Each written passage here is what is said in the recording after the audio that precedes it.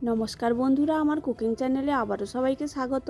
এই প্রচণ্ড গরমে দুপুরের দিকে কিছু ঠান্ডা ঠান্ডা আইসক্রিম খেতে ইচ্ছে করলে এইভাবে আপনারা খুব সহজে বানিয়ে নিতে পারেন টক ঝাল মিষ্টি আম পান্না চুস্কি। এটা বানাতে যতটা সহজ, খেতেও কিন্তু খুব দারুণ হয়। এইভাবে একবার আপনারা বাড়িতে বানিয়ে নিতে পারেন, বাচ্চা থেকে বড় সবাই খুশি হয়ে যাবে। তারপর আমি এখানে একটা কাঁচা আম নিয়ে নিয়েছি।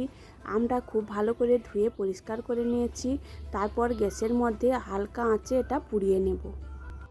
তারপর গ্যাসের মধ্যে একটা জালি দিয়ে ওর মধ্যে আমটা দিয়ে দেব। গ্যাসের আঁচটা একদম লোতে করে উল্টে পাল্টে 10 থেকে 15 মিনিট ধরে আমটা পুড়িয়ে নিতে হবে। আমটা বেশি আঁচে পোড়ালে ওর ভেতরটা কাঁচা থেকে যাবে, তাই অল্প আঁচে আমটা ভালো করে পুড়িয়ে নেব। একদম লো আঁচে 8 থেকে 10 মিনিট আমটা পুড়িয়ে নিয়েছি, প্রায় হয়ে এসেছে।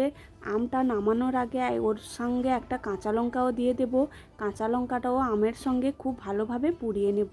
একটা ছুরি দিয়ে দেখে নেব আমটা খুব ভালোভাবে সেদ্ধ হয়েছে কিনা। এরপর নামিয়ে আমটা ঠান্ডা করে নেব। গ্যাস থেকে আমটা নামিয়ে 1 ঘন্টা মতো একদম ঠান্ডা করে নিয়েছি। তারপর হাত দিয়ে আমটা ছিলে খুব ভালো করে পরিষ্কার করে নেব।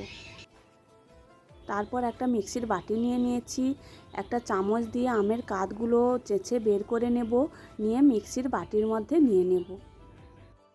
আমের কাঁধগুলো একটা মিক্সির বাটির মধ্যে নিয়ে নিয়েছি। ওর মধ্যে দিয়ে দেব কিছুটা পুদিনা পাতা আর পুড়িয়ে রাখা কাঁচা লঙ্কাটা, আর দিয়ে দেব কিছুটা জিরের গুঁড়ো, বিট লবণ আর সামান্য খাওয়ার লবণ।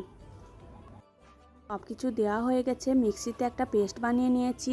ওর মধ্যে আবারও দিয়ে দেব পরিমাণ মতো চিনি। যে যেমন মিষ্টি পছন্দ করেন ওই অনুযায়ী চিনি দিয়ে দেবেন। আর সামান্য জল দিয়ে আবারও একবার মিক্সিতে ঘুরিয়ে নেব, একটা পেস্ট বানিয়ে নেব। পেস্টটা একটা পাত্রের মধ্যে ঢেলে নেব। ওর মধ্যে সামান্য জল দিয়ে খুব ভালোভাবে মিশিয়ে নেব। খুব ভালোভাবে মিশিয়ে নিয়েছি। তারপর একটা আইসক্রিমের মোল্ড নিয়ে নিয়েছি। ওর মধ্যে পেস্টটা ঢেলে দেব, দিয়ে মোল্ডের মুখগুলো ঢাকনা দিয়ে খুব ভালো করে বন্ধ করে 8 থেকে 10 ঘন্টা বা সারা রাতের জন্য ডিপ ফ্রিজের মধ্যে রেখে দেব, তাহলে জমে যাবে।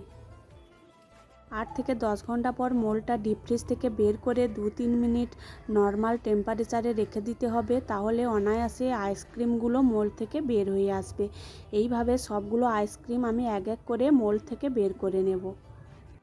সবগুলো আমি মোল্ড থেকে বের করে নিয়েছি। এটা দেখতে যতটা সুন্দর, খেতেও কিন্তু খুবই ভালো হয়। আপনারাও এই গরমে টক ঝাল মিষ্টি কিছু ঠান্ডা ঠান্ডা খেতে ইচ্ছে করলে এটা অনায়াসে বাড়িতে বানিয়ে নিতে পারেন। খেতে কিন্তু খুবই ভালো লাগবে। ভিডিওটি ভালো লাগলে আমার চ্যানেলটি সাবস্ক্রাইব করে দেবেন।